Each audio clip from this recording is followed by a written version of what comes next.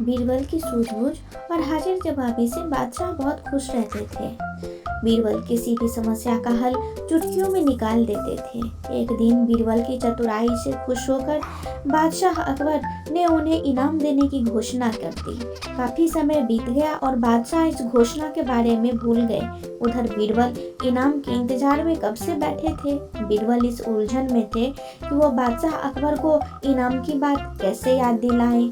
एक शाम बादशाह अकबर यमुना नदी के किनारे सैर का आनंद उठा रहे थे कि उन्हें वहां एक ऊंट घूमता हुआ दिखाई दिया। ऊंट की गर्दन देख राजा ने बीरबल से पूछा, बीरबल, क्या तुम जानते हो कि ऊंट की गर्दन मुड़ी हुई क्यों होती है? बादशाह अकबर का सवाल सुनते ही बीरबल को उन्हें इनाम की बात याद दिलाने का मौका मिल गया। बीरबल ने झट से उत्तर दिया, महाराज, दरअसल यह ऊंट किसी से किया हुआ अपना वादा भूल गया था, तब से इसकी गर्दन ऐसी ही है। बीरबल ने आगे कहा, लोगों का यह मानना है कि जो भी व्यक्ति अपना किया हुआ वादा भूल जाता है उसकी गर्दन इसी तरह मुड़ जाती है। बीरबल की बात सुनकर बादशाह हैरान हो गए और उन्हें बीरबल से किया हुआ अपना वादा याद आ गया। उन्होंने बीरबल से जल्दी महल चलने को कहा।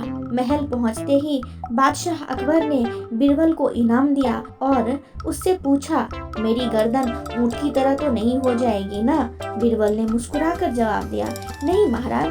यह सुनकर बादशाह ठहाके लगाकर हंस दिए। इस तरह बीरबल ने बादशाह अकबर को नाराज किए बगैर उन्हें अपना किया हुआ वादा याद दिलाया और अपना इनाम लिया।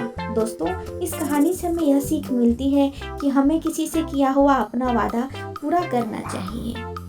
दोस्तों, अगर आपको मेरी ये कहानी पसंद आती है तो मेरे इस चैनल को लाइक, शेयर और सब्सक्राइब करें और आपको ये कहानी कैसी लगी मुझे कमेंट बॉक्स में ज़रूर बताएं। धन्यवाद।